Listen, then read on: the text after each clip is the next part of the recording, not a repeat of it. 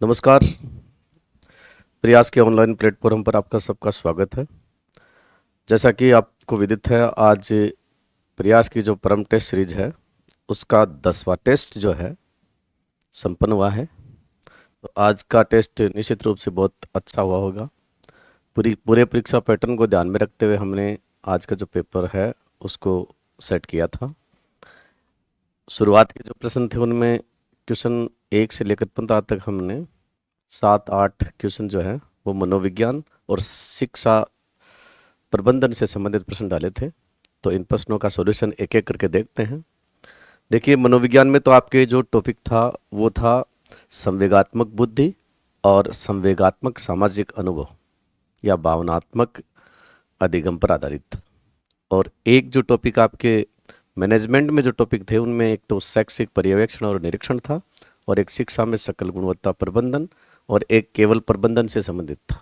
तो ये जो टॉपिक थे, इन टॉपिकों के अकॉर्डिंग हमने जो 15 क्वेश्चन आज के इस पेपर में रखे थे उनको एक एक करके देखते हैं। सबसे पहले देखिए पहला क्वेश्चन, सकल गुणवत्ता प्रबंधन, यानी इसको बोलते हैं TQM, टोटल क्वालिटी मैनेजमेंट। ठीक है। शिक्षा में सकल गुणवत्ता प्रबंधन की जो कंसेप्ट आई है, इस कंसेप्ट के बारे में पूछा है कि इसके जो प्रतिपादक हैं उनमें कौन शामिल है। तो शिक्षा में सकल गुणवत्ता प्रबंधन के जो 5 प्रतिपादक हैं उन 5 में से कुछ नाम यहाँ पर दे रखे हैं। उन नामों की अपने को पहचान करनी। तो बिल्कुल पहला है W. एडवर्ड डेमिंग, एकदम सही है। जोसेफ जुरान, ये भी एकदम सही है। तीसरा है आर्म्ड फेगनवास, फेगनवास भी है। लिंडाल उर्विक, ये नहीं है, ये तो प्रबंधन से संबंधित है। शैक्षिक प्रबंधन के जो सिद्धांत कार्य पढ़ते हैं, लिंडाल उर्विक ने प्रबंधन के कार्य बताए हैं, इसलिए ये JM बर्ट की, ये शैक्षिक पर्यवेक्षण और निरीक्षण से संबंधित है, इसलिए ये भी कट हो जाएगा और ये भी कट हो जाएगा। और कोरोस इशिकावा, बिल्कुल इशिकावा भी है। तो इस प्रकार से 1, 2, 3 और 6, 1, 2, 3 और 6 सही जवाब हो गया डी। यानी जो 4 विद्वान है ना, ये टोटल क्वालिटी मैनेजमेंट की कंसेप्ट के प्रतिपादक माने जाते हैं। आपकी जानकारी के लिए बता दूं कि एक नया टॉपिक है ये। शिक्षा में सकल गुणवत्ता प्रबंधन एक ऐसी कंसेप्ट है जो ये मानती है कि शिक्षण संस्थाओं को अगर बाजार में अपनी गुणवत्ता बनाए रखने के लिए, अपना स्थान बनाए रखने के लिए, या जीवित रहने के लिए, सर्वाइव करने के लिए अगर टिकना है, तो उनको अपने प्रत्येक क्षेत्र में गुणवत्ता को सुनिश्चित करना पड़ेगा, निरंतर सुधार करना पड़ेगा, समस्या समाधान करना पड़ेगा। और जिस प्रकार से क्रेता और विक्रेता के बीच में रिलेशन होते हैं, ठीक उसी प्रकार शिक्षण संस्थाओं को विद्यार्थी को प्राथमिक उपभोक्ता मानते हुए उसे गुणवत्ता युक्त शिक्षा प्रदान करनी होगी। जो संस्थाएं इसमें कामयाब नहीं होंगी, वो सारी की सारी संस्थाएं बाजार में लंबे समय तक टिकी नहीं रहेंगी। इसी पर आधारित कंसेप्ट है। आगे देखते हैं। अगला प्रश्न है, शिक्षा में सकल गुणवत्ता प्रबंधन के लक्ष्यों में शामिल है। यानी अगर आप एजुकेशन में टोटल क्वालिटी में, यानी total quality management in education, TQME, इसके अंदर जो लक्ष्य शामिल किए जाते हैं वो क्या है। तो पहली बात है निरंतर सुधार पर बल। बिल्कुल, शिक्षा में सकल गुणवत्ता प्रबंधन सबसे ज्यादा इस बात पर जोर देता है कि आपका जो उत्पादन और सेवाएं हैं ना, उनमें लगातार क्या होना चाहिए, सुधार होना चाहिए। दूसरी बात, ग्राहक संतुष्टि पर ध्यान देना। बिल्कुल, यानी जो उपभोक्ता है या जो क्रेता है, जो सेवाएं ले रहा है ना, वो संतुष्ट होना चाहिए। दूसरी बात, अधिकतम लाभ की प्राप्ति। नो भाई, ये चीज नहीं मान सकते अपन। शिक्षा में सकल गुणवत्ता प्रबंधन लाभ की बात तो कहता है कि लाभदायक स्थिति होनी चाहिए संस्था के लिए, वरना तो सर्वाइव नहीं करेगी।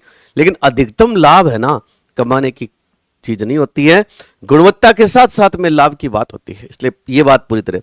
त्रुटियों और कमियों का त्वरित समाधान। अगर सेवाओं में और उत्पादों में अगर कोई त्रुटि है, कमी है, तो उसका तुरंत समाधान होना चाहिए। बिल्कुल सही बात है। 1, 3 को काट दो, 1, 2, 4।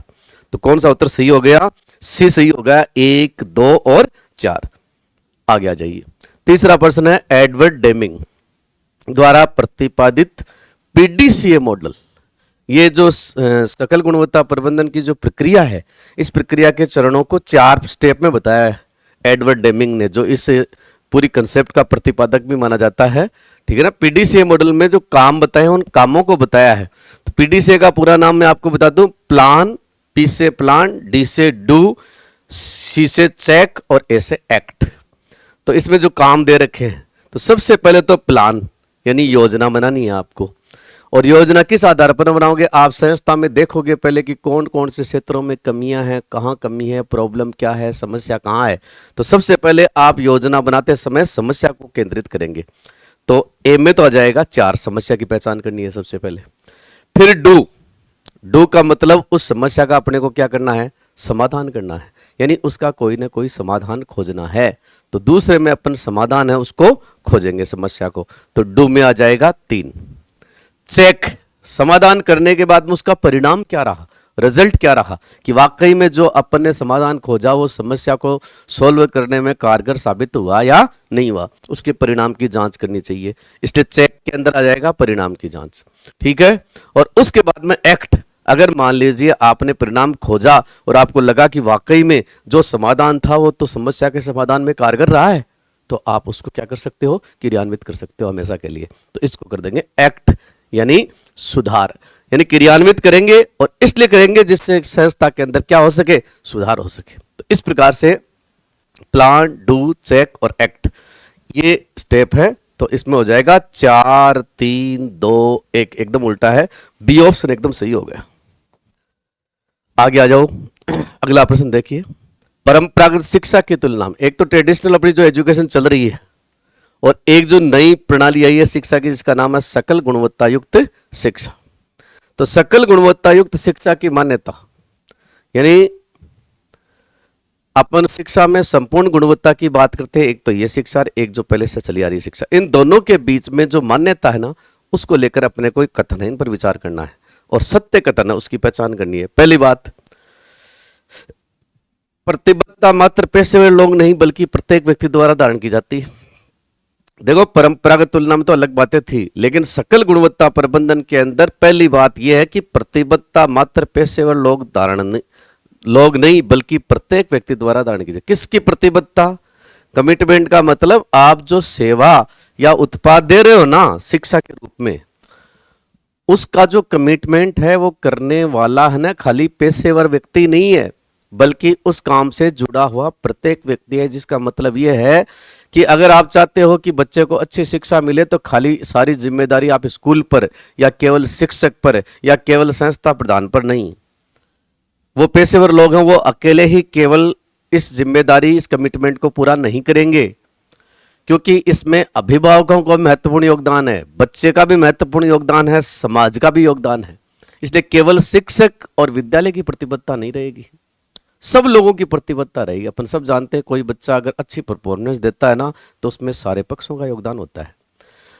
अगर माता पिता बच्चे को स्कूल में भेजेंगे नहीं, बच्चा घर पे खुद सेल्फ स्टडी करेगा नहीं, घर वाले उसका ध्यान नहीं रखेंगे, तो ऐसी स्थिति में अच्छे गुणवत्ता युक्त बच्चे हैं उनको तैयार करना मुश्किल काम है। इसलिए अपन ये कह सकते हैं कि शिक्षा में सकल गुणवत्ता प्रबंधन की कंसेप्ट कहती है कि बच्चे की जो गुणवत्ता है ना उसकी प्रतिबद्धता केवल संस्था की या शिक्षक की नहीं होनी चाहिए। संस्था, शिक्षक, समुदाय, एसडीएमसी के सदस्य, ठीक है, अभिभावक है, खुद बच्चा है, सबका होना चाहिए। सब मिलकर जब प्रतिबद्धता के साथ में काम करेंगे तभी सफलता मिलेगी। क्योंकि बच्चा स्कूल के अंदर केवल 6 घंटे रहता है, 18 घंटे अपने घर वालों के पास भी रहता है, इसलिए वहां भी उसकी कुछ प्रतिबद्धताएं हैं वो वहां भी पूरी होनी चाहिए। पहली बात सही है। दूसरी बात देखिए, अभिभावक बच्चे का मात्र जन्म देने वाला नहीं है बल्कि शिक्षक के साथ कार्य करने वाला है। तो खाली बच्चे को जन्म दिया और स्कूल वालों को सौंप दिया, ऐसा नहीं है। आप केवल जन्मदाता नहीं है, आप टीचर के साथ मिलकर काम करने वाले हैं। टीचर स्कूल में काम कर रहा है, आप घर पे उसका काम करिए, तो दोनों मिलकर काम करेंगे तो ज्यादा बढ़िया परफॉर्मेंस होगी। तीसरी, संस्था प्रधान मात्र नियंत्रण करता नहीं है। अब जो प्रिंसिपल हेडमास्टर है ना वो केवल कंट्रोलर नहीं है बल्कि जो बैरियर्स आते हैं उनको क्या है, दूर करने वाला है। बिल्कुल सही बात है। और चौथी बात है, विद्यार्थी की जिम्मेदारी केवल विद्यालय की है, विद्यार्थी व अभिभावक की नहीं। ये बात तो गलत है, सबकी बात है अपन ने। तो चौथी बात तो काट दीजिए और पहले 3 बात सही कर दीजिए। 1 2 3 तो ऑप्शन सी एकदम सही है इसके अंदर। आगे बढ़ते हैं। 5 नंबर क्वेश्चन देखिए। जॉन डी मिलेट ने पर्यवेक्षण की 6 प्रविधियां बताई हैं। ठीक है, अब ये 6 प्रविधियां कौन कौन सी हैं तो मैं आपको कुछ बता देता हूं। जैसे एक हो गई पूर्व स्वीकृति, पूर्व स्वीकृति। एक हो गई सेवा या कार्य का, सेवा अथवा कार्य का मानकीकरण हो गया, 6 बताइए उसने मानकीकरण। ठीक है, एक प्रतिवेदन हो गया, रिपोर्ट। एक कार्य बजट हो गया कि कोई भी काम होता है उसके लिए बजट सैंक्शन होता है पहले, कार्य बजट, कार्य बजट हो गया 4। 1 2 3 4। इसके अलावा निरीक्षण हो गया, निरीक्षण भी पर्यवेक्षण की एक विधि है। इसके अलावा हो गया नियुक्ति स्वीकृति, कार्मिकों की नियुक्ति करते हैं तो उससे पहले भी स्वीकृति लेनी पड़ती है। ये 6 प्रविधियां हैं। अब इन 6 में से आप में इसमें ढूंढना है कि कौन से ग्रुप के अंदर संगत समूह है। संगत समूह में देखो पूर्व स्वीकृति है, सेवा मानकीकरण भी है, प्रतिवेदन भी है, लेकिन नियंत्रण नहीं है। नियंत्रण नाम की कोई तकनीक नहीं है यहाँ पर। सेवा मानकीकरण है, प्रतिवेदन है, पूर्व स्वीकृति है, निरीक्षण है, ये चारों इसके अंदर है। तो बी एकदम सही आ रहा है। इसमें आ जाओ, प्रतिवेदन है, पूर्व स्वीकृति है, निरीक्षण है, लेकिन परामर्श नहीं है। ठीक है, पूर्व स्वीकृति है, कार्य बजट है, प्रतिवेदन है, लेकिन प्रशिक्षण नहीं है। तो इस प्रकार से बी एकदम सही जवाब हो गया। ये जो 6 तकनीक बताई है ना, यानी सुपरविजन करने के 6 तरीके हैं। पूर्व स्वीकृति का मतलब होता है अपन कोई भी काम शुरू करते हैं ना शिक्षण संस्थाओं में, तो उच्चाधिकारियों से पहले अपने को परमिशन लेनी पड़ती है, उसके लिए अपने को फाइल भेजनी पड़ती है। उस फाइल को जब वो देखते हैं तो एक निरीक्षण तो वहाँ हो जाता है। सेवा कार्य मानकीकरण, जब भी कोई पर्यवेक्षक विद्यालय में आता है जांच करने के लिए, सम्मेलन करने के लिए, तो उस समय वो विभाग द्वारा निर्धारित सेवा और कार्यों के जो मानक स्टैंडर्ड नॉर्म्स होते हैं उनके आधार पर निरीक्षण करता है। तो ये भी निरीक्षण का एक तरीका है। प्रतिवेदन का मतलब अपन प्रतिदिन साप्ताहिक, मासिक और वार्षिक रिपोर्ट उच्चाधिकारियों को भेजते रहते हैं, इससे भी पर्यवेक्षण होता रहता है। कार्य बजट, स्कूल में कोई भी काम होता है उसके लिए हर साल बजट सैंक्शन होता है, तो उस बजट के आधार पर भी अपन काम करते हैं, इसलिए ये भी एक पर्यवेक्षण का तरीका है। और इंस्पेक्शन भी किया जा सकता है, समय समय पर पर्यवेक्षक आकर शिक्षण कार्य और कार्य शिक्षण संबंधी गतिविधियों को देख भी सकते हैं। और विभिन्न कार्मिकों की नियुक्ति होती है, तो नियुक्ति से पहले भी अपने को विभिन्न प्रकार की विभागीय, वित्त विभाग की स्वीकृतियां लेनी पड़ती है, तो वहां पर भी निरीक्षण हो जाता है। 6 तकनीक है निरीक्षण की। आगे आ जाओ। रेंसिस लिकर्ट, रेंसिस लिकर्ट नाम के विद्वान हैं, इन्होंने पर्यवेक्षण है ना उनकी शैलियां बताई हैं। तो 2 प्रकार की शैली बताई है। एक शैली का तो नाम है कार्य केंद्रित शैली और दूसरी शैली का नाम है कार्मिक केंद्रित शैली। तो कार्मिक केंद्रित शैली और कार्य केंद्रित शैली है, इन दोनों में मेन जो खास चीज है वो तो इसमें उत्तर तो जाएगा 1 और 4। तो 1 और 4 तो बी ऑप्शन सही है। दोनों में फर्क क्या सुन लीजिए। कार्मिक कार्य केंद्रित शैली के अंदर जो पर्यवेक्षक होता है ना, वो क्या करता है, काम को ज्यादा वेटेज देता है, संस्था में काम करने वाले लोगों को वेटेज नहीं देता। वो तो ये चाहता है कि येन केन प्रकारेण काम टाइम पर होना चाहिए। कार्मिक केंद्रित शैली के अंदर क्या होता है कि इसमें काम की बजाय कर्मचारी को भी महत्व दिया जाता है कि हाँ काम तो टाइम पर होना चाहिए, लेकिन कोई कार्मिक है उसके दिक्कत भी हो सकती है, बीमार हो गया, अन्य कोई कारण हो गया, तो अपन इसको हार्ड एंड फास्ट नहीं, उसके मानवीय पक्ष पर भी विचार करें। ये थोड़ा सा क्या है कि काम को ही फोकस करता है और ये काम करने वाले व्यक्ति को भी फोकस करता है, इसलिए दोनों में डिफरेंस है, दोनों थोड़ी सी एक दूसरे की अपोजिट हैं। कार्मिक केंद्री को ज्यादा डेमोक्रेटिक मानते हैं, इसको थोड़ा सा ऑटोक्रेटिक मानते हैं, इसलिए दोनों जो शैलियां हैं ये 20 का सही जवाब हो जाएगा। रेंसिस लिकर्ट ने बताई है ये। 7 नंबर में आ जाइए। शैक्षिक निरीक्षण के कार्यों का प्रकार। निरीक्षण के जो काम होते हैं उनको 3 भागों में डिवाइड किया गया है। पहला रचनात्मक है, रचनात्मक कंस्ट्रक्टिव बोल दो इनको, निरोधात्मक इनको प्रिवेंटिव बोलते हैं, संशोधनात्मक इनको करेक्टिव बोलते हैं। रचनात्मक के अंदर तो अपन क्या करते हैं कि किसी काम की गुणात्मकता और कार्य कुशलता को बढ़ाने की कोशिश करते हैं। निरोधात्मक का मतलब प्रिवेंटिव, इसका मतलब होता है कोई गड़बड़ नहीं हो पहले ही उसको रोक दिया जाए, तो कमियों और त्रुटियों होने से पहले ही उनको रोका जाए, दूसरे में हो जाएगा 1।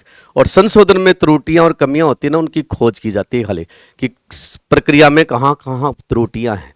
तो इस प्रकार से अपन इन तीनों के अंदर 3, 1 और 2, 3, 1 और 2 सी ऑप्शन है वो एकदम सही है। तो इसको तो बोलते हैं कंस्ट्रक्टिव, इसको बोलते हैं प्रिवेंटिव, इसको बोलते हैं करेक्टिव। ठीक है, रचनात्मक में गुणवत्ता बढ़ाने के लिए, सुधार करने के लिए काम करते हैं। ठीक है, निरोधात्मक में गलतियों, त्रुटियों, कमियों को रोकने की कोशिश करते हैं कि हो ही नहीं, वो होने से पहले ही रोक दें। और संशोधनात्मक में अपन क्या करते हैं, कोई संस्था में देख के, सुपरविजन करके, निरीक्षण करके, और ये देखते हैं कि कमियां कहां कहां पर है, त्रुटियों को खोजने का काम करते हैं। ठीक है, 3 का प्रकार हो गए। अगला प्रश्न आ जाइए 8।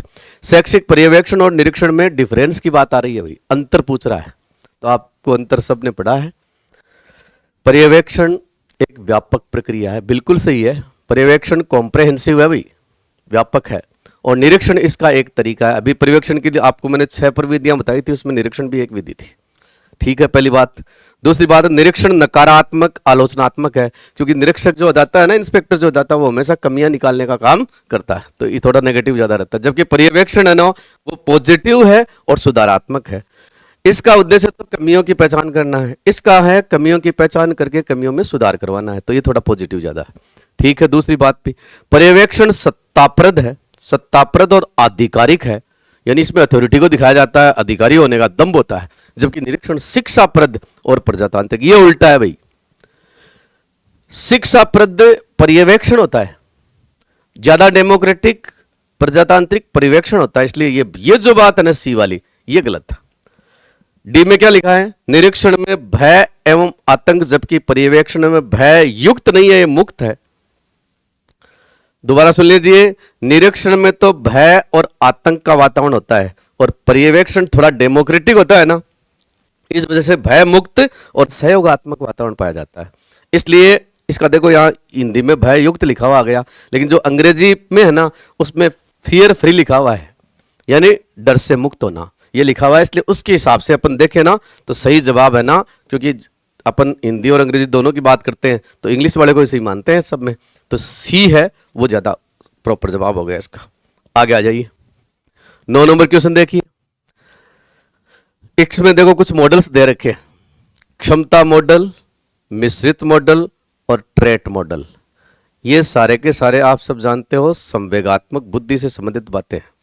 तो संवेगात्मक बुद्धि के अंदर जो टॉपिक हैं, उन टॉपिकों के आधार पर अपन क्या है कि जो मॉडल चलते हैं ना, एक तो सामाजिक अनुभव, अधिगम से संबंधित, और संवेगात्मक, संवेग से संबंधित बुद्धि और संवेग से संबंधित अधिगम है, उससे संबंधित बातें हैं।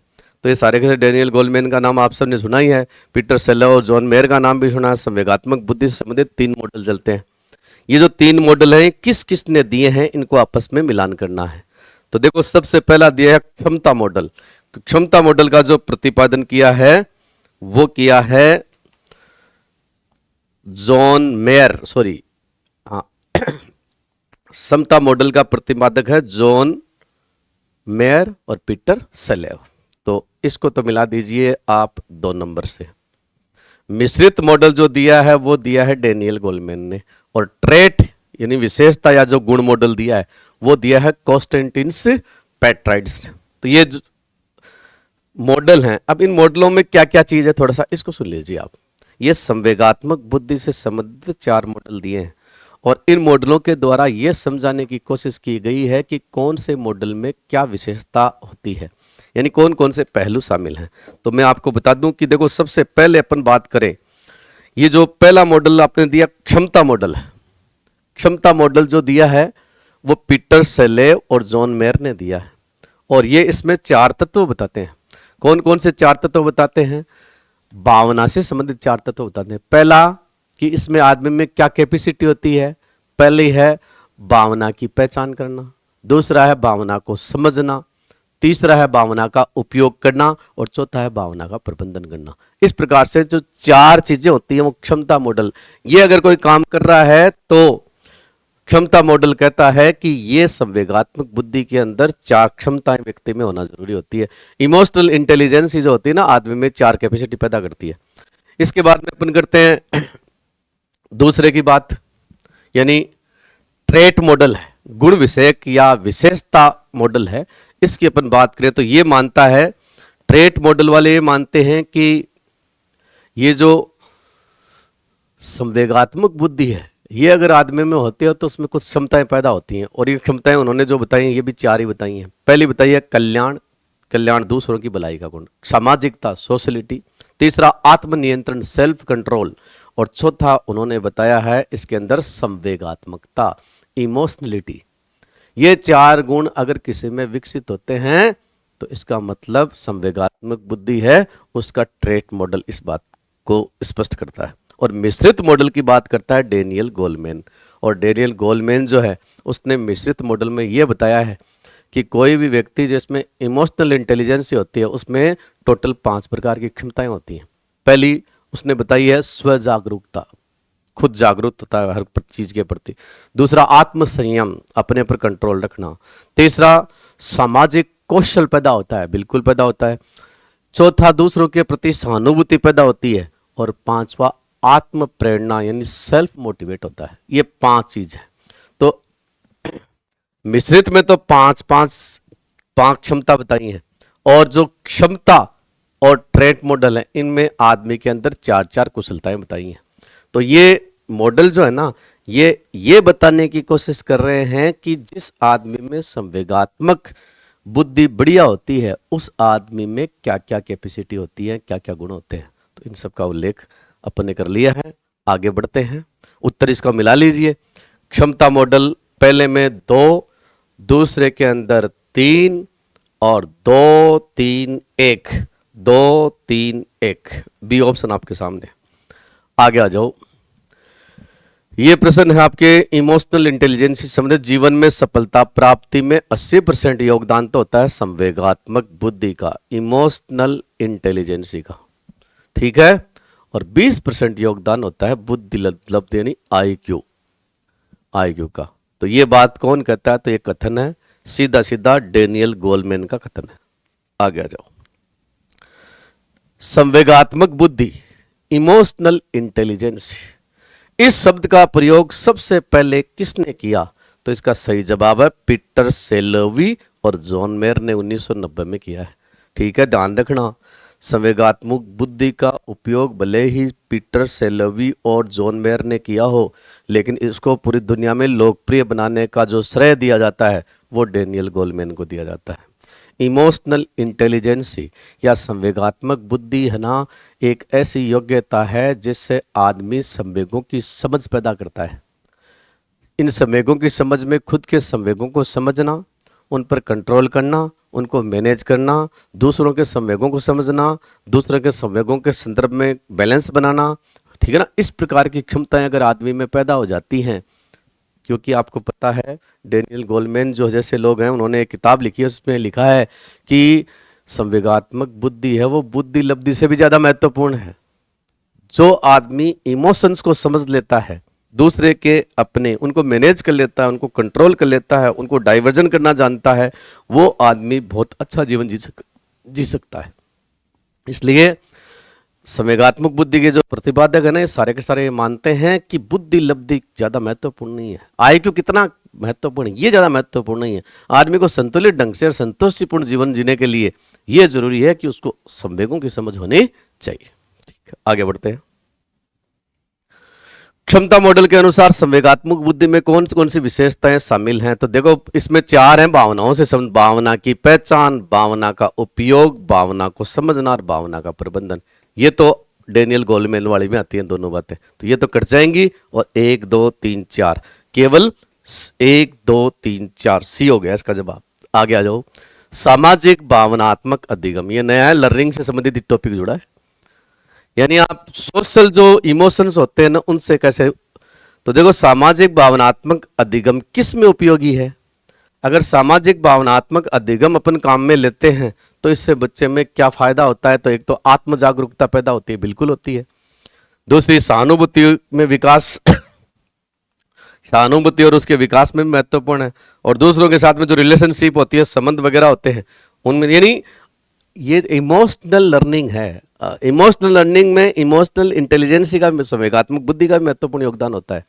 इसलिए ये जो पहली बात, दूसरी बात और तीसरी बात, इन तीनों के अंदर वृद्धि करने वाली है, तीनों में उपयोगी है। तो उत्तर हो जाएगा डी, उपयुक्त सभी। आगे आ जाओ। 14 नंबर क्वेश्चन है। इसमें देखो यहां आदमी के अंदर जो संवेगात्मक अनुभव के परिणाम स्वरूप जो कुशलताएं पैदा होती हैं उनसे आदमी क्या कर सकता है। तो देखो, आत्म जागरूकता, आत्म नियमन, सहानुभूति और सामाजिक कौशल, और सामने दिया हुआ है इनके गुण, यानी ये तो विशेषता है और सामने योग्यता दी रखी है। तो कौन सी विशेषता कौन सी योग्यता के साथ में मेल खाती है, इस बात को यहां पर समझना है। तो देखो, पहले के अंदर आप देख रहे हो पहली बात लिखी है आत्म जागरूकता। तो आत्म जागरूकता का मतलब होता है खुद की समझ। तो खुद की समझ से संबंधित कौन सी है? अपनी भावनाओं को पहचानना। 2 नंबर हो गया, एकदम सही है। दूसरा आत्म नियमन, खुद को कंट्रोल, आत्मा मतलब स्वयं को है, तो खुद से संबंधित भावनाओं को नियंत्रित करना।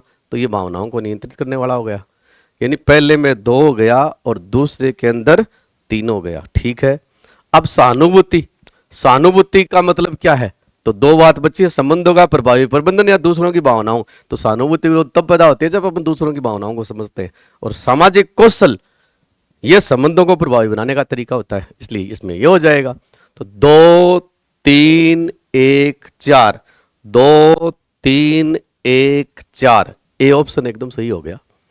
तो ये कुछ वर्ड है, इनका मतलब आपको समझ में आना चाहिए कि ये गुण विकसित होने के बाद में आदमी है ना, उसमें क्या कैपेसिटी पैदा होती है। और लास्ट प्रश्न देखिए 15 नंबर, एक शिक्षक कक्षा में गुस्सा होने पर भी शांत रह रहा है। इसका मतलब क्या है? अपने इमोशंस को कंट्रोल कर रहा है। ये इमोशनल इंटेलिजेंसी को किस प्रकार से दर्शा? ये सहानुभूति है, आत्मनियमन है, प्रेरणा है, सामाजिक कौशल है। तो भैया ये तो आत्म क्या है? नियमन है। नियमन का मतलब कंट्रोलिंग है, सेल्फ कंट्रोलिंग है, आत्म संयम है कि संयमी है वो। गुस्सा आ रहा है फिर भी उसको प्रकट नहीं कर रहा है, कंट्रोल कर रहा है उसको। तो इस प्रकार से अपन ने सामाजिक संवेगात्मक अधिगम और संवेगात्मक बुद्धि, साइकोलॉजी के तो ये 2 टॉपिक। इसके अलावा शिक्षा में सकल गुणवत्ता प्रबंधन, शैक्षिक पर्यवेक्षण, निरीक्षण और इसके अलावा अपन ने प्रबंधन, इनसे संबंधित जो प्रश्न हैं इनको यहाँ पर सोल्व कर लिए हैं। आज के जो 15 प्रश्न हैं वो अपन ने सोल्व कर लिए हैं। इसके अलावा अगले जो प्रश्न हैं वो कंटिन्यू रहेंगे। Thank you. नमस्कार दोस्तों, प्रयास एजुहब में आपका स्वागत, हार्दिक अभिनंदन। और आज जो आपका टेस्ट लगा उसके लिए आप सबको शुभकामनाएं। मुझे उम्मीद है कि आप सब ने जो पेपर है बहुत अच्छे से किया होगा। अच्छा, आज जो क्वेश्चन है आपके ज्योग्राफी की ओर से कि निम्नलिखित में से कौन सा एक सही सुमेलित नहीं है? कि बागोली, सराय पचलंगी, झुंझुनू, नीमला, रायसेला, नागौर, चौमू सामोद, जयपुर, लोहारपुरा, बूंदी। अब देखो, लोहारपुरा बूंदी बिल्कुल सही है, चौमू सामोद बिल्कुल सही है। यहाँ पे भी आपके मोरिजा बनोला, कि यदि चौमू सामोद नहीं लिखा हो तो मोरिजा बनोला आएगा, और मोरिजा बनोला कहाँ है बताओ? जयपुर। अच्छा, इधर बागोली है, सराय पचलंगी है, तो ये झुंझुनू में है। लेकिन नीमला रायसेला जो है नागौर में नहीं है, नीमला रायसेला दौसा में है, तो ये सुमेलित नहीं है। ये ध्यान में रखना, नीमला और रायसेला कहाँ है बताओ? दौसा में। और ये क्या नहीं है बताओ? सुमेलित नहीं है, बी। क्लियर? ये आंसर आपके हो जाएगा। अच्छा, इसके बाद में नंबर जो आपके 39 क्वेश्चन है कि सुमेलित कीजिएगा। बिल्कुल इस तरह के क्वेश्चन आने की पूरी संभावना इस बार लग रही है कि सुमेलित है, कथन है, ऐसे क्वेश्चन ज़्यादा आएंगे, तो आप थोड़ा सा इसको फोकस कीजिएगा और यदि और थोड़ी प्रैक्टिस को आप बढ़ाइएगा। जैसे टंगस्टन है कि टंगस्टन कहाँ अधिक होता है? तो डेगाना में। लोएस कहाँ होता है? डावला। डावला आपके कहाँ है बताओ? झुंझुनू, यहाँ पे अधिक होता है। इधर से तांबा जो है इसके लिए प्रसिद्ध है खो दरीबा, और खो दरीबा अलवर में है। ये खो दरीबा कहाँ है बताओ? अलवर। अच्छा, डेगाना आपके कहाँ है बताओ? नागौर में है। और वहीं सीसा जस्ते के लिए जो प्रसिद्ध है आपके जावर प्रसिद्ध है, और जावर कहाँ है बताओ? उदयपुर में। उदयपुर में जावर की खान सीसा जस्ते के लिए प्रसिद्ध है। रामपुरा आगूचा भीलवाड़ा में प्रसिद्ध है।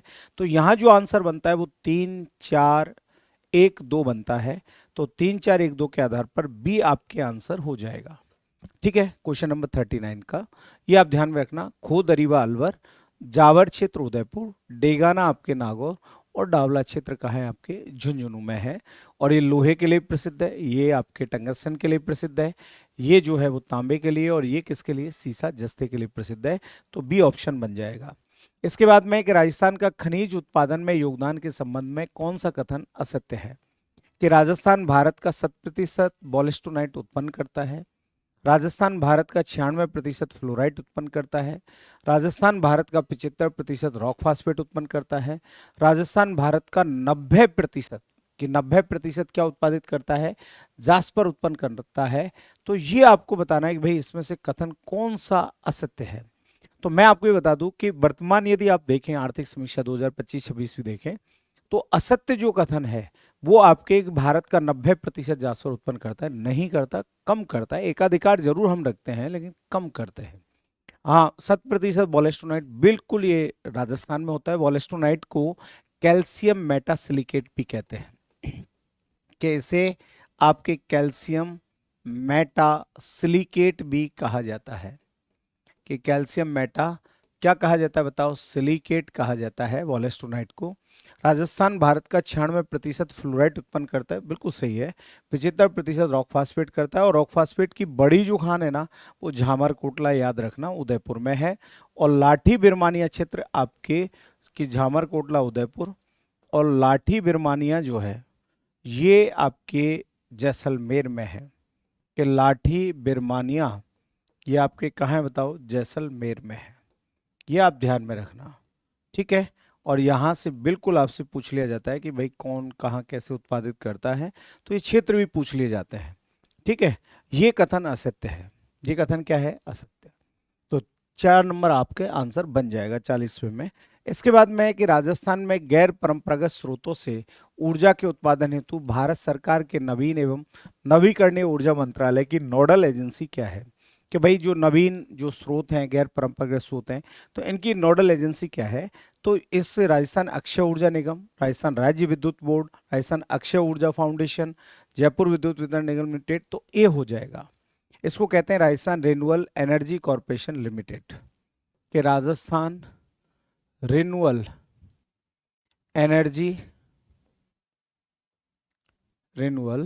एनर्जी कॉरपोरेशन लिमिटेड, ये इसका पूरा नाम है, एनर्जी कॉरपोरेशन लिमिटेड।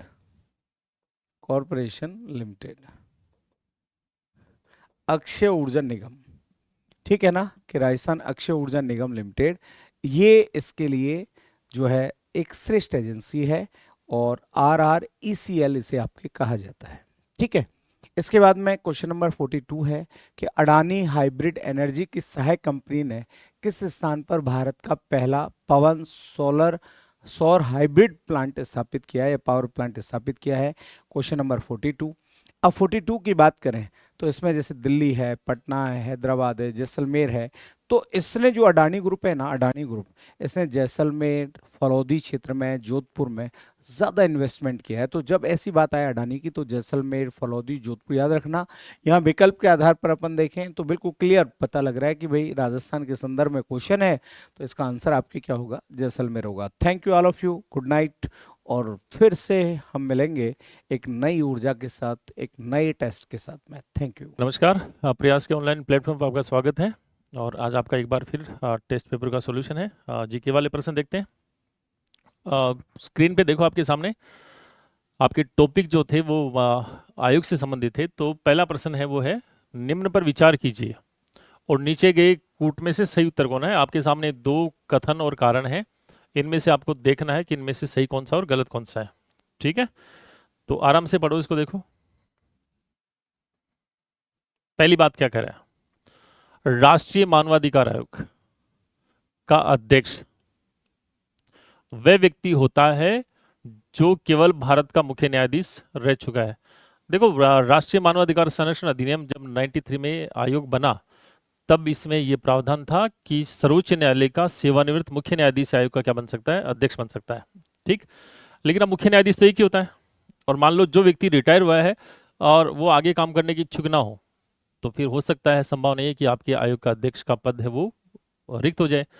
तो अब इसमें संशोधन कर दिया, और संशोधन करके ये कहा गया कि सर्वोच्च न्यायालय का कौन, सेवानिवृत्त मुख्य न्यायाधीश या फिर सुप्रीम कोर्ट का सेवानिवृत्त अन्य न्यायाधीश, ठीक है। यानी आवश्यक नहीं है कि सीजीआई हो, रिटायर्ड सीजीआई हो वही इसका आयोग का अध्यक्ष बने। अब अगर कोई रिटायर्ड सुप्रीम कोर्ट का जज है तो वो भी आयोग का अध्यक्ष बन सकता है। इसका मतलब ये कथन सही नहीं है। ठीक है। दूसरा है उच्च आयोग के अध्यक्ष। उच्च का मतलब उक्त मान लेते हैं यहाँ पर, तो बात इसी के संदर्भ में हो रही है। आयोग के अध्यक्ष का कार्यकाल 5 वर्ष या 70 वर्ष। ये भी आपको पूरा समझाया हुआ है कि अभी जब संशोधन हुआ इसमें 2019 में मानवाधिकार संरक्षण अधिनियम में संशोधन अधिनियम जो था ना 2019 संशोधन अधिनियम में प्रावधान किया गया था कि अध्यक्ष का कार्यकाल जो है वो 70 वर्ष या 3 वर्ष, यानी या तो 70 वर्ष की आयु तक और या उसके कार्यकाल के 3 वर्ष, इनमें से जो भी पहले हो तब तक माना जाएगा। ये यहाँ पर कह रहा है कि 70 वर्ष और 5 वर्ष ये पहले था अब नहीं है।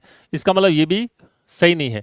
तो फिर इसका मतलब हो गया आर और ए दोनों गलत है, सही नहीं है। ये इसका राइट आंसर हो गया। अगला देखो, राष्ट्रीय मानवाधिकार आयोग के सदस्यों की पदावधि पद ग्रहण की तारीख से होती है। अगर इस प्रश्न का और उस प्रश्न का बिल्कुल मेल है, कब से, ये सदस्य कर दिया, बात सेम ही है। 3 वर्ष या 70 वर्ष, जो भी आयु प्राप्त कर लेता है तब तक इसका कार्यकाल माना जाएगा। ठीक है, या तो कार्यकाल की 3 साल की अवधि हो जाए और या फिर उनकी आयु 70, क्योंकि 65 में तो सुप्रीम कोर्ट का जज रिटायर होता है तो उसके बाद ही बनेगा। फिर अगला देखो, मानवाधिकार संरक्षण अधिनियम 1993 की किस धारा में लोक सेवक या धारा में लोक सेवक की परिभाषा पूछी है। और ये आपके लिए थोड़ा सा टिपिकल प्रश्न है कि धारा 2M जो है वो किसके बारे में प्रावधान करती है, लोक सेवक किसे माना जाए। ठीक है, क्योंकि जब मानवाधिकार आयोग कार्रवाई करता है, संज्ञान लेता है, तो अगर लोक सेवक की भूमिका उसमें संदिग्ध मानी जाती है तो उसके खिलाफ कार्रवाई के लिए भी वो सरकार को सिफारिश करता है। तो लोक सेवक कौन होगा, इसकी परिभाषा कौन सी धारा में दे रखी है, धारा 2M में दे रखी है। ठीक है, बहुत आसान सारे प्रश्न है। अगला देखो, सशस्त्र बलों के सदस्यों द्वारा यानी मिलिट्री फोर्स के सदस्यों द्वारा मानवाधिकारों के अतिक्रमण की शिकायतों के बारे में आयोग स्व प्रेरणा से या किसी की अर्जी प्राप्ति पर। देखो, जनरली सामान्य मामलों में आयोग स्वयं जांच संज्ञान ले लेता है। ठीक है, जांच करने हेतु संबंधित, क्योंकि आयोग की खुद की कोई जांच एजेंसी नहीं होती, तो वो संबंधित पुलिस से उसकी मामले की जांच करवा सकता है। लेकिन यहाँ मामले कौन से बता रहा है, सशस्त्र बलों के लिए। तो सशस्त्र बलों का जुडिक्शन है वो पूरी तरह से सेंट्रल गवर्नमेंट के अधीन होता है, तो वो केंद्र सरकार से उस मामले में क्या कर सकता है, रिपोर्ट मांग सकता है। ठीक है, पुलिस अधिकारियों को निर्देशित करना या स्वयं जांच करना ये नहीं होगा, क्योंकि मामला किसका है, सशस्त्र बलों का है। इसलिए पहले वो सेंट्रल गवर्नमेंट से उस मामले में क्या करेगा, रिपोर्ट मांगेगा। तो अतिक्रमण की शिकायतों पर आयोग स्व प्रेरणा से या किसी की अर्जी पर क्या कर सकता है, केंद्र सरकार से रिपोर्ट मांग सकता है, फिर उस पर संज्ञान लेगा। ठीक है, नेक्स्ट देखिए, राष्ट्रीय महिला आयोग। ये अब तक मानवाधिकार के, अब महिला आयोग देखो। राष्ट्रीय महिला आयोग के संबंध में सत्य कथन क्या है। आयोग का गठन एक विधि के द्वारा हुआ है, इसलिए ये संवैधानिक निकाय, सांविधिक निकाय है। इसका मतलब ये संवैधानिक निकाय तो नहीं है, क्योंकि संवैधानिक निकाय वो होता है जिसका संविधान में उल्लेख होता है, और इसका गठन एक विधि के द्वारा हुआ है, इसलिए सांविधिक है। बिल्कुल ठीक बात है। महिला आयोग जो होता है वो किसी को दंड देने की शक्ति नहीं रखता है, वो केवल परामर्श दे सकता है कि भाई इस तरह का मामला है और इसमें ये कार्रवाई होनी चाहिए। तो परामर्शदात्री निकाय है, बिल्कुल ठीक बात है। ये केंद्रीय महिला और बाल विकास मंत्रालय के अंतर्गत आता है, बिल्कुल ठीक बात है ये भी। और स्वतः संज्ञान ले सकता है या जांच कर सकता है, लेकिन दंड नहीं दे सकता। ये मैंने अभी कहा कि केवल परामर्श दे सकता है, दंड देने की शक्ति इसके पास नहीं है। और ये है कि आयोग में अगर हम शिकायत करें तो भी आयोग कार्रवाई कर सकता है, और अगर शिकायत नहीं करें और जन सूचनाओं के माध्यम से आयोग को जानकारी या मीडिया के माध्यम से आयोग को जानकारी मिले कि कहीं भी महिलाओं के अधिकारों का हनन हो रहा है, उत्पीड़न हो रहा है, तो स्वतः संज्ञान ले सकता है। तो ये जो चारों बातें हैं, ये चारों की चारों बातें बिल्कुल करेक्ट बातें हैं। किसके बारे में, महिला आयोग के बारे में। ठीक है, नेक्स्ट ये हो गया अपने 5% थे पॉलिटिकल साइंस के। और क्योंकि लगभग ऐसा कोई एक, आप अगर लोक सेवक की धारा आपको कंफ्यूज कर सकती है, बाकी ऐसी कोई चीज़ नहीं जो हमने डिस्कस ना की हो। ठीक है, उम्मीद करता हूँ हर पेपर की तरह ये पेपर भी आपका बहुत अच्छा हुआ और तैयारी आपकी बहुत अच्छी होगी। अगले सॉल्यूशन के साथ एक बार फिर मिलते हैं, तब तक के लिए धन्यवाद। नमस्कार डियर स्टूडेंट्स, मैं उग्रसेन गोदारा। प्रयास एजू हब के ऑनलाइन प्लेटफॉर्म पे आपका हार्दिक स्वागत व हार्दिक अभिनंदन है। आज अपने स्कूल व्याख्याता भर्ती परम टेस्ट सीरीज की अगर बात करें तो इसका जो प्रश्न पत्र संख्या 10 पे अपने चर्चा करेंगे और इसके सॉल्यूशन लेकर मैं आया हूँ और आप साथ साथ में इसको रीड करते रहिए। पहला प्रश्न संख्या 27 है। चांदखेड़ी व चांद कोठी की घटना का संबंध क्रमशः, क्रम से पूछा है, विशेष ध्यान रखना, क्रमशः कौन से आंदोलन से संबंधित है। चार आपके सामने ऑप्शन दे रखे हैं, इनमें से आपको बताना है, इनमें से ये दोनों घटनाएं हैं, इनको क्रम से सीक्वेंस से आपको बताना है भी कौन कौन से आंदोलन से संबंधित रही है। पहला दे रखा है बेंगू किसान आंदोलन व बीकानेर किसान आंदोलन, अलवर किसान आंदोलन व बेंगू किसान आंदोलन, बीकानेर किसान आंदोलन व बेंगू किसान आंदोलन, और डी में दे रखा है मेव किसान आंदोलन व बीकानेर किसान आंदोलन। आपको सही जो आंसर है उसका चयन करना है।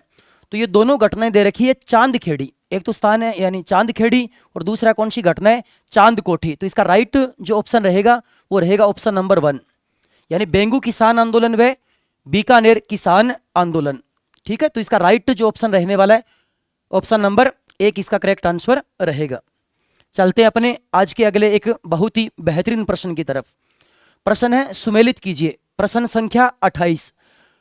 एक तरफ दे रखे किसान आंदोलन व दूसरी तरफ दे रखे हैं उनसे संबंधित दिनांक दे रखी है, जो आपको नीचे कुछ कूट, नीचे जाकर यहाँ आपको कुछ कूट देखने को मिलेंगे। पहले आपको सुमेलित करना आना चाहिए, फिर नीचे जाके यहाँ से आपको आंसर देने का प्रयास करना है। कटराथल आंदोलन दे रखा है, उसके सामने दे रखा है 13 मार्च 1947। डाबड़ा कांड की जो घटना है उसके सामने दे रखा है 25 अप्रैल 1934 दे रखा है। जयसिंहपुरा कांड है 21 जून 1934 और कुंदन हत्याकांड है ऑप्शन नंबर डी के अंदर 25 अप्रैल 1935। तो आपको इसका सही जो कूट है सामने वाले का आपको देखते हुए नीचे जो कुछ कूट दिए गए 4 उनमें से आपको सही उत्तर का आपको चयन करना है। तो इसका राइट जो ऑप्शन है वो आपको बताना है कौन सा रहने वाला है।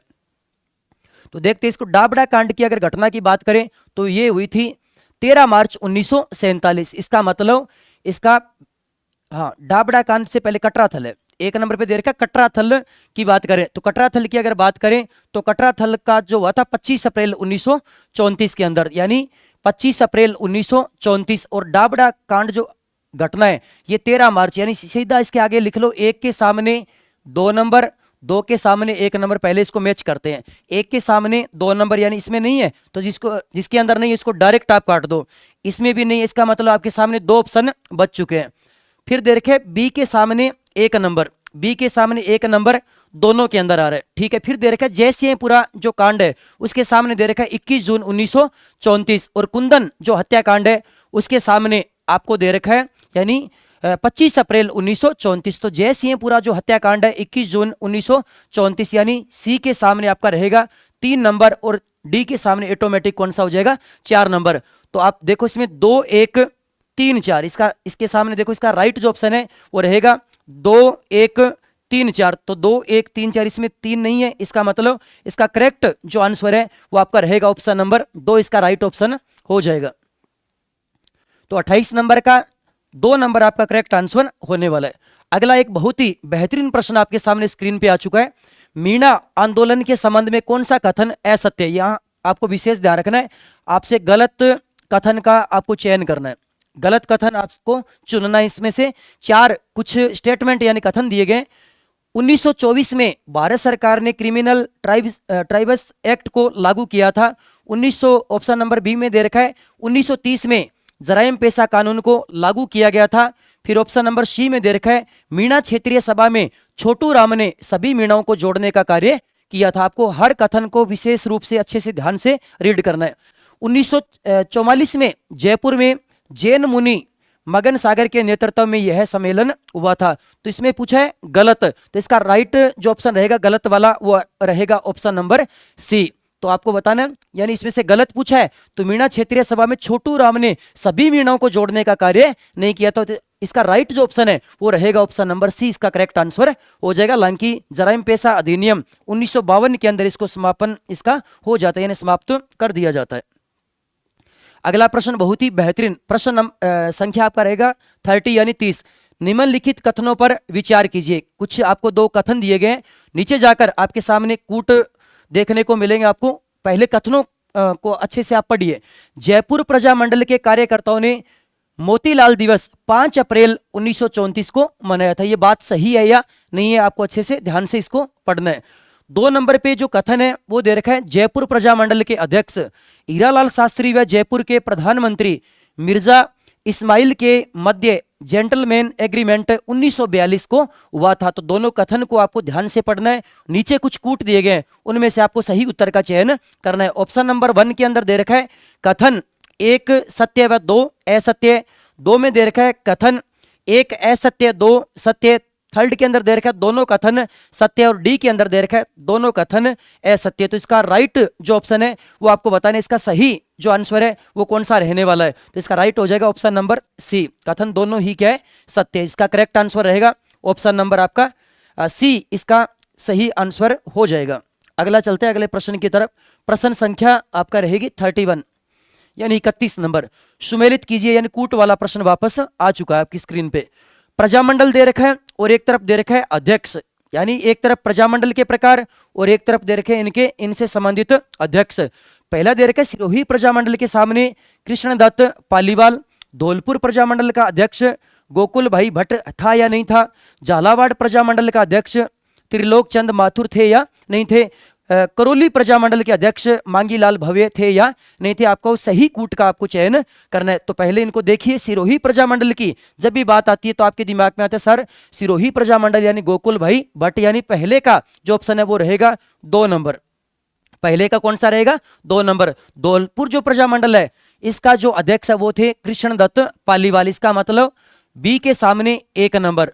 झालावाड़ जो प्रजामंडल है इसकी अगर अपन बात करें तो झालावाड़ प्रजामंडल के जो अध्यक्ष थे वो थे मांगीलाल भव्य। व करौली की अगर बात करें तो त्रिलोक चंद माथुर, यानी सी के सामने 4 और फिर डी के सामने 3। तो इसको सही मैच कर लीजिए, 2 1 4 3। देखिए इसमें भी नहीं है, 2 1 3 4 है, यहाँ 2 1 4 3। इसका मतलब इसका करेक्ट आंसर है वो आपका रहने वाला है ऑप्शन नंबर सी, इसका सही आंसर रहने वाला है।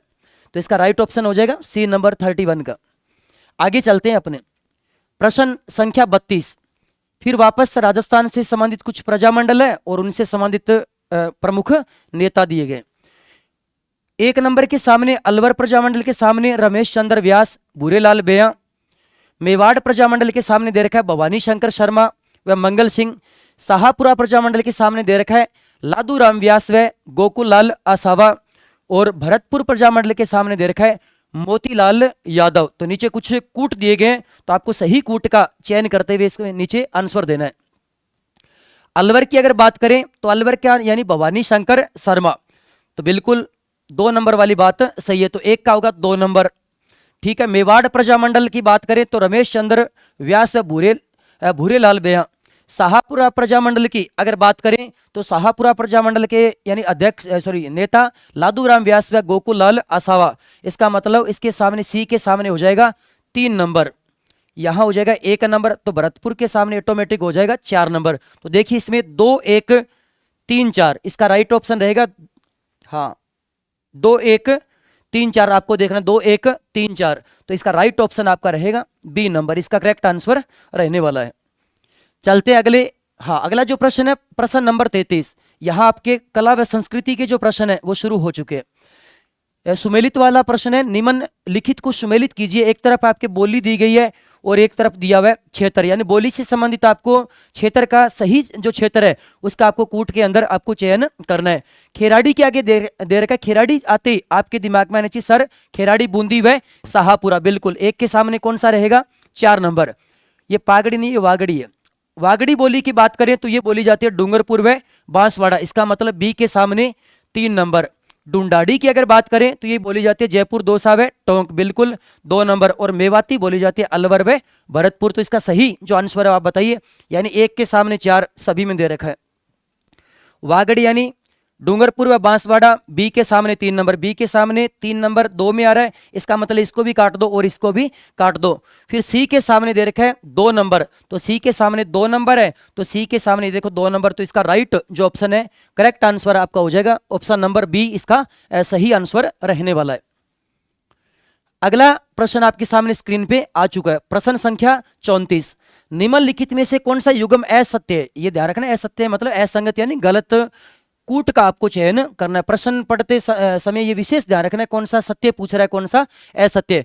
दो कूट दोनों तरफ कूट दे रखे हैं, एक तरफ बोली और एक तरफ क्या दे रखा है, क्षेत्र। दावड़ी के सामने दे रखा है उदयपुर। आपको बताना इनमें से कौन सा कूट गलत है। बिल्कुल दावड़ी उदयपुर की है, मेवाड़ क्षेत्र के अंदर। रांगड़ी के सामने दे रखा है यानी मालवा प्रदेश, बिल्कुल सही बात है।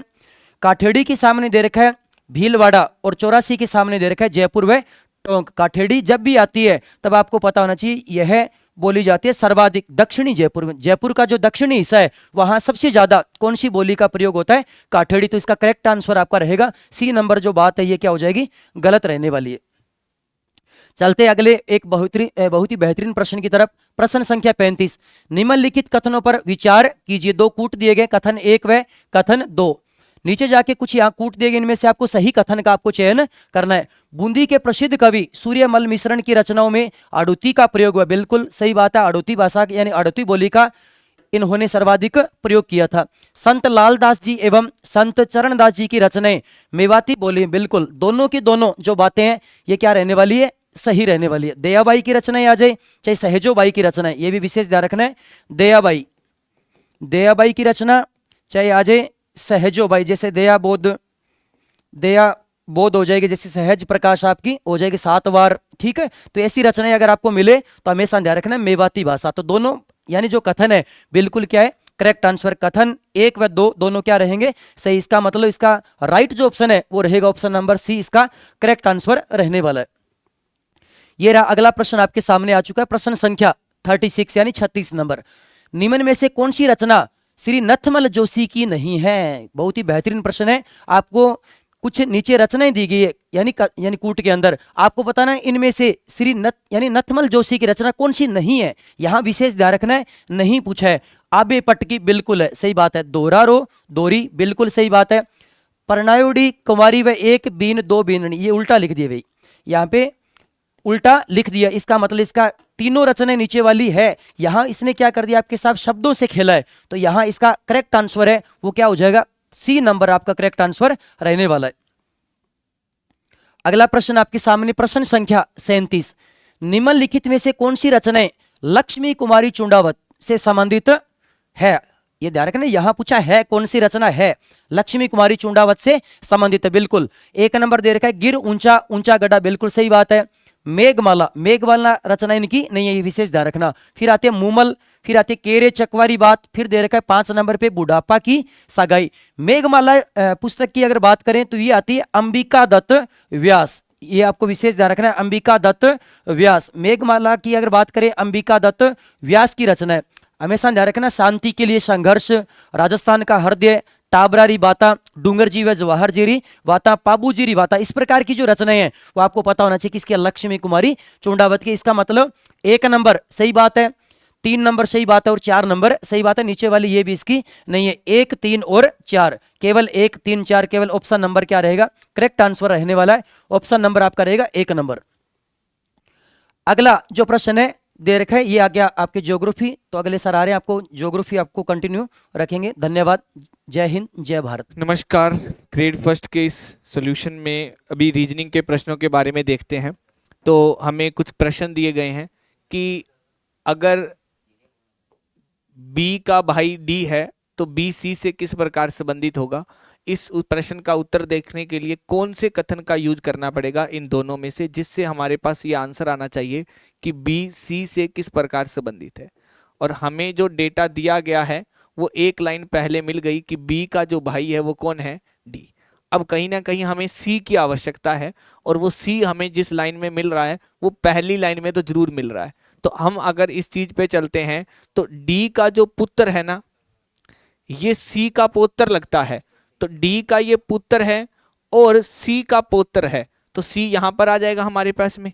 तो अगर देखा जाए तो कहीं ना कहीं अब इसमें केवल कथन 1 से मेरे को ये डायग्राम मिला, लेकिन उसने पूछा है बी सी से, लेकिन इसमें बी का जेंडर क्लियर नहीं हो पाया। तो अब मुझे यहां पर निश्चित उत्तर नहीं मिल पाएगा, तो केवल 1 तो इसका आंसर नहीं हो सकता।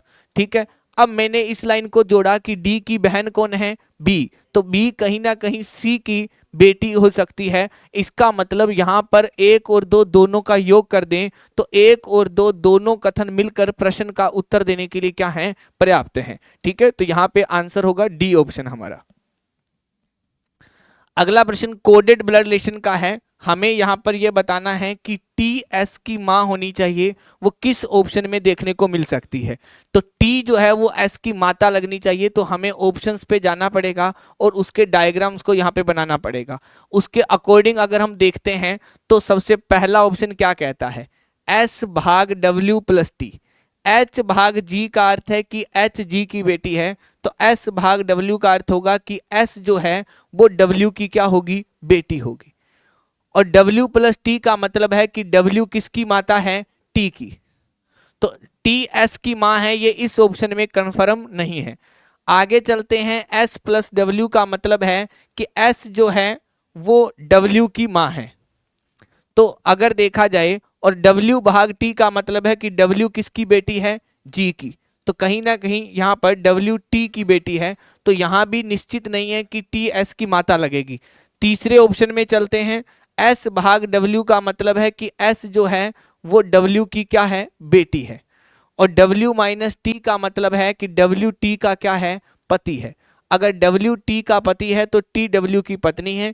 इन दोनों की संतान कौन हो गई, S। तो S की जो माता है वो T है, निश्चित रूप से वो किस ऑप्शन में पता चल रहा है, तीसरे ऑप्शन में पता चल रहा है। ठीक है, अगले पे चलते हैं। हमें बताना है कि कौन सा कथन प्रश्न का उत्तर देने के लिए पर्याप्त है। सुंदर का राजन से संबंध बताना है। तो पहला कथन तो है राजन की जो बहन है वो शारदा है, लेकिन अब इसमें सुंदर का कोई कथन में जिक्र ही नहीं है, इसलिए केवल कथन एक तो अपर्याप्त रहेगा। और दूसरे में देखा जाए तो राजन का शब्द नहीं है, इसलिए केवल कथन 2 भी अपर्याप्त है, तो ये भी नहीं होगा। हम दोनों को इकट्ठा कर दें तो राजन की बहन शारदा और शारदा के पिता का जो नाम है वो कौन है, सुंदर है। तो कहीं ना कहीं अगर शारदा के पिता सुंदर हैं तो राजन के पिता भी सुंदर हैं, और सुंदर का राजन से जो संबंध आ गया वो पिता का संबंध आ गया।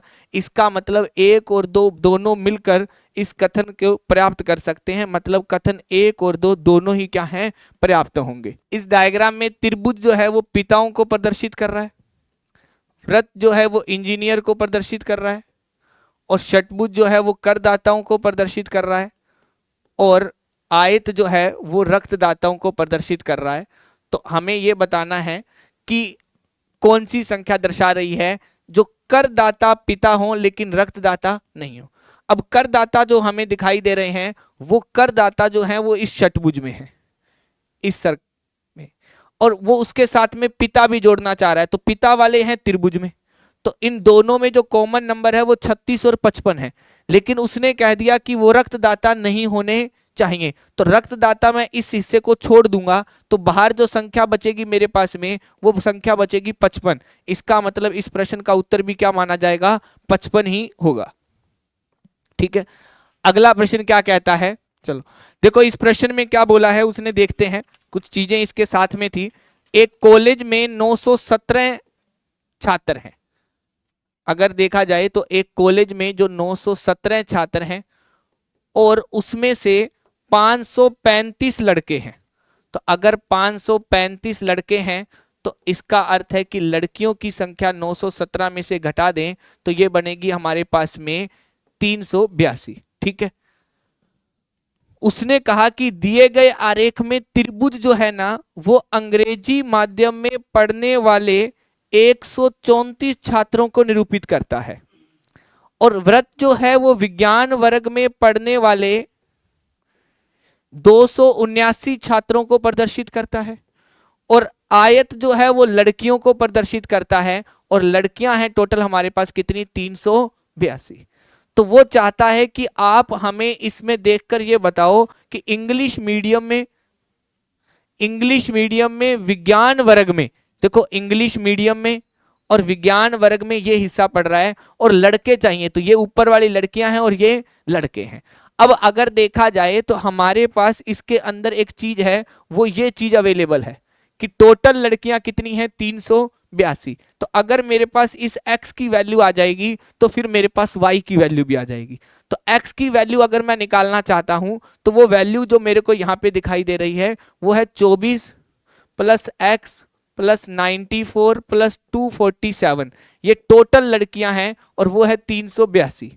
तो अगर मैं x की वैल्यू चाहता हूं तो 382 में से मुझे इन तीनों को घटाना पड़ेगा। तो ये बनेगा हमारे पास में 247, लगभग 100 जोड़ दें तो 347 और 18 और जोड़ दें तो ये बन जाएगा आपके पास में 365। तो x की वैल्यू आ गई हमारे पास में 17। मतलब इस पूरे त्रिभुज में से अगर देखा जाए तो यहाँ पे x की वैल्यू 17 है तो हमें क्या चाहिए y, क्योंकि ये पूरा काम y को रिप्रेजेंट करना चाहता है। तो अगर ये टोटल कितने हैं 134, तो अगर मेरे पास में 24 प्लस 62 प्लस 17 प्लस y जो बराबर है वो 134 के है, तो y की वैल्यू जो है वो 134 माइनस 24 माइनस 62 और माइनस 17। और अगर ये देखते हैं तो ये हमारे पास 134 में से अगर घटा देते हैं तो ये बन रहा है 103। तो ये टोटल हमारे पास माइनस कितना हो जाएगा 31। तो अगर यहाँ पे लड़कियों की संख्या जो आई है वो 17 आई है तो लड़कों की संख्या यहाँ पर इस वैल्यू को रिप्रेजेंट करेगी तो वो कितनी आ जाएगी 131 आ जाएगी ओनली। तो आंसर क्या हो जाएगा यहाँ पे 31 हो जाएगा। तो ये हमारे रीजनिंग के प्रश्न थे। तो आगे हमारे सर जो है वो इसको कंटिन्यू करते हैं। ठीक है, नमस्कार दोस्तों, मैं अजय शर्मा आपका स्वागत करता हूं प्रयास के इस ऑनलाइन एजुकेशन के प्लेटफॉर्म पर। दोस्तों, फर्स्ट ग्रेड में जो पेपर हुआ है उसका सॉल्यूशन लेके मैं आपके पास हाजिर हुआ हूं और सॉल्यूशन में जो क्वेश्चन जो है वो द्विघात समीकरण के थे। क्वेश्चन में जो सॉल्यूशन में था वो द्विघात समीकरण के जो है वो क्वेश्चन हमें देखने को मिले थे। तो क्वेश्चन में स्टार्ट करता हूँ। पहला क्वेश्चन जो कथन कारण का है।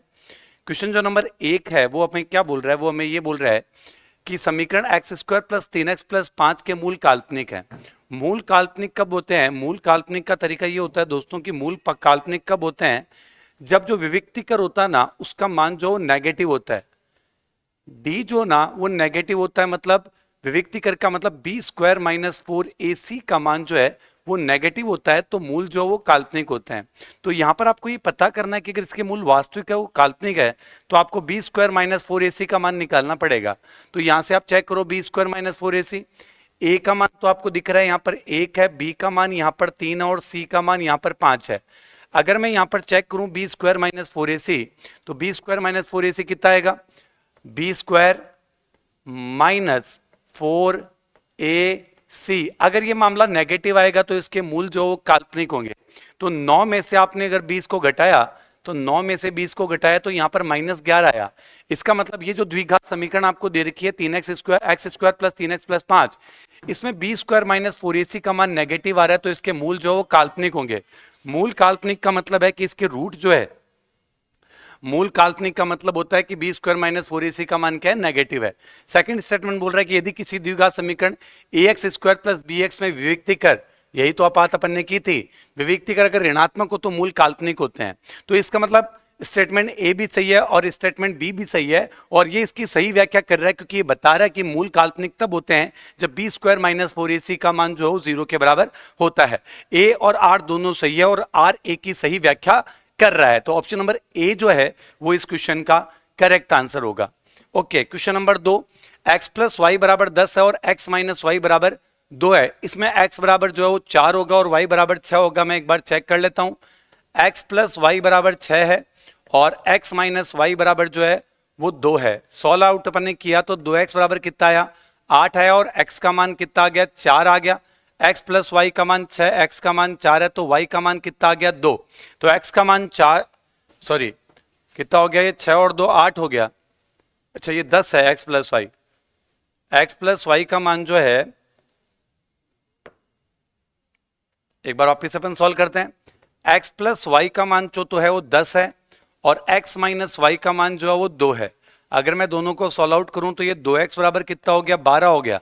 तो 2x बराबर 12 हो गया तो x की वैल्यू कितनी आ गई, 6। x प्लस वाई 10 है, x की वैल्यू 6 तो y का मान कितना, 4। तो x की वैल्यू तो 6 आ रही है और y की वैल्यू 4 आ रही है। तो ये दोनों बात, पहली बात तो स्टेटमेंट बिल्कुल सही है। अगर आप दोनों इक्वेशन को सॉल्व करोगे तो x का मान 6 और y का मान 4 आ रहा है। सेकंड स्टेटमेंट ये बोलता है कि जो समीकरण का हल हमेशा एक धनात्मक पूर्णांक होता है। ऐसे कोई भी जरूरत नहीं है, कोई भी जरूरत नहीं है क्योंकि मान नेगेटिव भी आ सकता था। एक्स और वाई का मान जो हो नेगेटिव भी आ सकता था, कोई जरूरी नहीं है कि हमेशा ही आंसर पॉजिटिव इंटीजर हो, आंसर जो हो नेगेटिव में भी हो सकता था। इसका मतलब जो है ये हुआ कि फर्स्ट स्टेटमेंट जो है वो सही है और सेकंड स्टेटमेंट बिल्कुल गलत है, तो इसका आंसर ऑप्शन नंबर सी होगा कि ए जो है वो सही है और 8 जो है वो गलत है।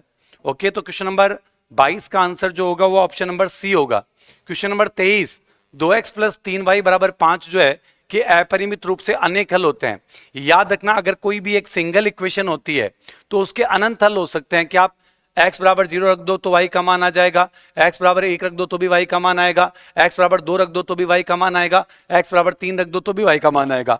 सिंगल इक्वेशन होती है ना तो उसके अपरिमित रूप से कितने हल होते हैं? अनेक हल होते हैं। सिंगल इक्वेशन का, डबल में तो फिर भी देखना पड़ता है, सिंगल इक्वेशन में क्या होता है, सिंगल इक्वेशन जब भी आती उसके अनेक हल होते हैं। पहला स्टेटमेंट बिल्कुल सही है। सेकंड, दो चरों वाले प्रत्येक रैखिक समीकरण का आरेख एक सरल रेखा होता है, बिल्कुल सही बात है। और रेखा प्रत्येक बिंदु पर काटती है, इसका केवल एक हल होता है, बिल्कुल सही बात है। दो चरों वाले प्रत्येक रैखिक समीकरण का आरेख जो है एक सरल रेखा होता है और रेखा पर प्रत्येक बिंदु जो है उस समीकरण का एक हल होता है। मतलब ये बोलना ये चाह रहा है कि आप जो भी स्टेटमेंट लिखते हो एक्स और वाई में, वो एक रेखा का समीकरण होता है और वो हर जगह एक के बिंदु को काटता है, इसलिए उसके क्या होते हैं, इसलिए उसके क्या होते हैं, अनेक हल होते हैं। एक रेखा का तो एक रेखा का पर अलग अलग मान होते हैं, तो इसका मतलब पहला भी स्टेटमेंट सही है और दूसरा स्टेटमेंट भी सही है और ए जो है वो आर की सही व्याख्या भी कर रहा है। तो ऑप्शन नंबर ए जो है वो इस क्वेश्चन का करेक्ट आंसर होगा। ठीक है, question number next, x minus 2y बराबर 0 और 3x प्लस 4y बराबर एक दूसरे को बिंदु 4 और 2 पर प्रतिच्छेद करते हैं। बात देखना, एक इक्वेशमेंट तो है x माइनस 2y बराबर कितना 0 और एक है 3x प्लस 4y बराबर कितना 20। इन दोनों समीकरणों को सॉल्व करने के लिए मैंने x का गुणांक बराबर किया और x का गुणांक बराबर करने के लिए इस वाले को 3 से गुणा किया। 3 से गुणा करने पर आया 3x माइनस 6y बराबर 0। सॉल्व आउट किया, ऊपर वाले समीकरण में से नीचे वाले को माइनस किया तो ये तो कैंसिल आउट हो गया और ये आ गया 10y बराबर कितना आ गया 20 आ गया। तो y का मान 2 आ गया। y का मान 2 आने का मतलब आप y किसी भी इक्वेशन में रखोगे तो x का मान आएगा, तो y का मान तो यहां पर 2 आ रहा है, ये तो बात बिल्कुल सही है। y का मान अगर मैं 2 यहां पर रखता हूं तो 12 में से 20 में से 8 घटाओ तो 3x बराबर 12, तो x का मान 4 आ गया। इसका मतलब पहला स्टेटमेंट तो सही है कि x माइनस 2y बराबर 0 और 3x प्लस 4y बराबर 20, ये दोनों 4 और 2 पर प्रतिच्छेद करते हैं। देखो, दो इक्वेशन को सॉल्व करने पर जो आंसर आता है उसी बिंदु पर आपस में प्रतिच्छेद करते हैं, तो ये पहली बात जो है ये वाली बात बिल्कुल सही है। सेकंड बात ये है कि अद्वितीय हल के लिए जो शर्त होती है वो a1 upon a2 is not equal to b1 upon b2 होती है। अद्वितीय हल की शर्त जो होती है वो a1 अपॉन a2 जो है वो b1 अपॉन b2 के बराबर नहीं होता है। a1 अपॉन a2 जो है वो b1 अपॉन b2 के बराबर नहीं होता है। इस बात का आपको एकदम खास तौर पर ध्यान रखना पड़ेगा। मेरी बात सही है? तो ये दोनों स्टेटमेंट सही है, लेकिन मेरे अकॉर्डिंग जो है दोनों स्टेटमेंट सही है, लेकिन आर जो है वो एक ही व्याख्या नहीं कर रहा, क्योंकि एक्स और वाई का मान निकालने के लिए तो आपको समीकरण सॉल्व करना पड़ेगा। एक्स और वाई का मान निकालने के लिए तो आपको समीकरण सॉल्व करना पड़ेगा और ये बता रहा है कि रेखाएं प्रतिच्छेदी है, समानांतर है। अगर ऊपर ये होता ना कि क्या ये दोनों रेखाएं जो आपस में प्रतिच्छेदी है, क्या ये दोनों रेखाएं आपस में प्रतिच्छेदी है, तब हम क्या करते, तब हम ये चेक करते कि a1 upon a2 is not equal to b1 upon b2। तो इसका सही आंसर जो है वो ऑप्शन नंबर बी होगा, क्योंकि ऊपर वाले समीकरण में तो अपन ने a1 अपॉन a2 का यूज ही नहीं किया, अपन ने तो x और y को सॉल्व करके मान निकाला है। और नीचे वाला समीकरण ये बता रहा है कि अद्वितीय हल के लिए a1 upon a2 is not equal to b1 upon b2। क्या मेरी बात आप लोगों को क्लियर हुई है? तो यहां पर दोनों स्टेटमेंट सही है, लेकिन यार जो है वो एक ही सही व्याख्या नहीं कर रहा। उसके बाद में क्वेश्चन नंबर नेक्स्ट है 25 नंबर। आपको ये बोला कि एक समीकरण आपको दे रखा है एक्स स्क्वायर प्लस ए एक्स प्लस 12 का एक मूल 4 है। मूल 4 होने का मतलब ये हुआ कि अगर आप x की जगह 4 को रखोगे तो इसका मान 0 होना चाहिए। मूल 4 का मतलब ये हुआ कि अगर आप x की जगह 4 को रखोगे तो इसका मान जो है वो 0 के बराबर होना चाहिए। यहां से मैं सॉल्व करता हूं, 16 प्लस 4a प्लस 12 बराबर 0, तो 4a बराबर कितना हो गया 16 और 12 28 हो गया। ये 28 उधर जाएगा तो किसका हो जाएगा, माइनस का, और a का मान आएगा जब आप 28 में 4 का भाग दोगे तो a का मान तो -7 आया। अच्छा, पहला स्टेटमेंट से तो a का मान -7 आ गया। अब बोल रहा है x² plus ax plus b के मूल समान है। मूल समान कब होते हैं? मूल समान तब होते हैं जब b² माइनस 4ac का मान जो है वो b0 के बराबर होता है। अब यहां पर देखना b जो है वो x के साथ वाला और a का मान कितना है? -7, तो b² माइनस 4, a का मान है 1 और c का मान है b, तो b² माइनस 4ac का मान 0 के बराबर होना चाहिए। तो 49 माइनस 4b बराबर 0, 49 बराबर हो गया 4b, तो b बराबर क्या आएगा? इस सवाल का आंसर आएगा 49/4। ऑप्शन नंबर डी जो है वो इस क्वेश्चन का करेक्ट आंसर होगा। ऑप्शन नंबर डी जो है वो इस क्वेश्चन का करेक्ट आंसर होगा। मेरी बात समझ में आई आप लोगों को? ओके, लास्ट क्वेश्चन, विशुद्ध द्विघात समीकरण क्या होता है? देखो, द्विघात समीकरण का जो ड्राफ्ट होता है वो ये होता है ax² plus bx plus c बराबर 0। ये द्विघात समीकरण का एक प्रारूप होता है। ये द्विघात समीकरण का एक प्रारूप होता है। और विशुद्ध द्विघात समीकरण कब होती है? द प्योर क्वाड्रेटिक इक्वेशन कब होती है? विशुद्ध द्विघात समीकरण तब होती है जब b का मान जो है उस 0 के बराबर होता है। जब b बराबर क्या होता है? 0 होता है। ये विशुद्ध द्विघात समीकरण है, मतलब विशुद्ध द्विघात समीकरण में x की टर्म नहीं होती है। विशुद्ध द्विघात समीकरण में x की टर्म नहीं होती है। विशुद्ध द्विघात समीकरण में x की टर्म नहीं होती है। विशुद्ध द्विघात समीकरण में x की टर्म नहीं होती है, तो इसका आंसर जो है वो ऑप्शन नंबर बी होगा। तो उम्मीद है कि आपने सारे सवाल जो सॉल्व किए होंगे, आपको सवाल अच्छे लगे होंगे। सही है, इतनी देर आपको आंसर की के लिए आपको बहुत बहुत धन्यवाद। फिर भी अगर आपको कोई डाउट हो तो आप कमेंट सेक्शन में लिख सकते हैं। बहुत बहुत धन्यवाद। सभी अभ्यर्थियों को नमस्ते। प्रयास परिवार के ऑनलाइन प्लेटफॉर्म पर आप सबका स्वागत। आपका जो पेपर था फर्स्ट पेपर, उसमें जो 5 प्रश्न हिंदी के थे, आज वैसे हिंदी के नहीं हैं, ये अंग्रेजी भाषा के हैं, पारिभाषिक शब्दावली में से प्रश्न है। तो इसके जो प्रश्नों के उत्तर हैं मैं आप तक पहुंचाता हूं। इसका उत्तर क्या रहेगा, ठीक है ना? पहला प्रश्न है कि किस विकल्प में सही पारिभाषिक शब्द है? सही पारिभाषिक शब्द है तो इसमें रिकमेंडेड जो है इसका सही आंसर इसमें रहेगा। किस विकल्प में सही पारिभाषिक शब्द नहीं है पूछा है, तो इसमें नहीं है जो है वो डी नंबर का ऑप्शन रहेगा, है ना? इसमें रहेगा।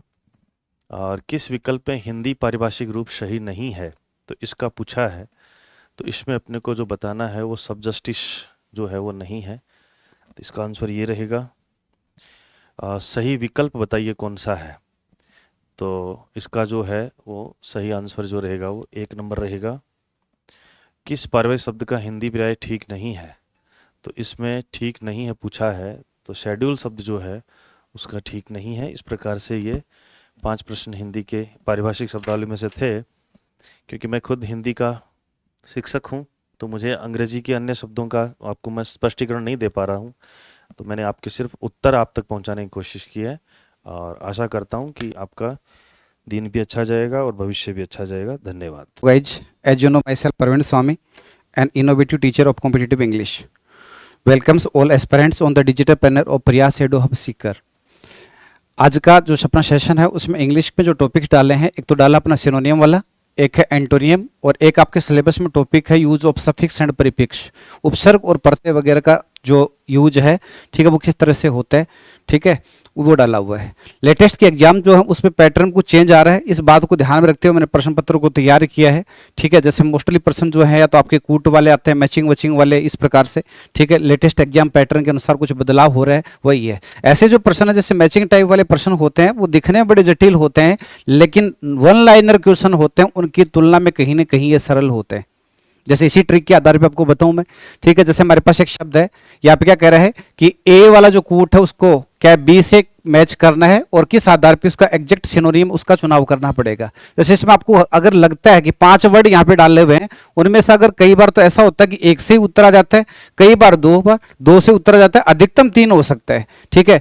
कहने का मतलब अगर इनमें से आपको 2-3 शब्दों का अर्थ भी अगर पता है और उनके ऊपर प्रॉपर मैचिंग ले जाते हैं तो आपका प्रश्न जो है वो बिल्कुल राइट, सही हो जाता है। जैसे हमारे पास एक शब्द होता है अबुंडेंट, अबुंडेंट का मतलब होता है प्रचुर, जिसकी मात्रा ज्यादा होती है, और अबुंडेंट होता है उसको अपन क्या बोलते हैं, प्लेंटीफुल बोल सकते हैं। तो आपका उत्तर यहाँ पे क्या बनेगा, आपका ऑप्शन जो बनेगा वो क्या बनेगा, 5 नंबर बनेगा।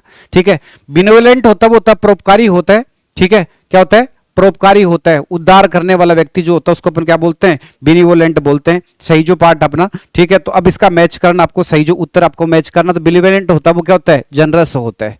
ठीक है, पहली बात तो यहाँ पे आपको एक ऑप्शन था पहला, उसी से आपको उत्तर आ रहा है। 5 नंबर जो है वो सिर्फ डी में दे रखा है, और फिर आपको लगता है कि हमारा सही प्रश्न है कि नहीं है, तो फिर अन्य जो वर्ड होते हैं उनके साथ आप उसकी प्रॉपर मैचिंग कर सकते हैं। ठीक है, जैसे बिनेवोलेंट है, इसकी जो मैचिंग होगी वो किससे होगी, 2 से। तो इसको यहाँ के लिए, इसके लिए पार्ट क्या गया 5, इसके लिए क्या गया 2। कैंडिडेट होता है वो तो ईमानदार आदमी होता है, ऑनेस्ट नेचर का व्यक्ति होता है, उसको कैंडिडेट बोलते हैं। तो इसकी मैचिंग किससे हो गई, 1 से हो गई।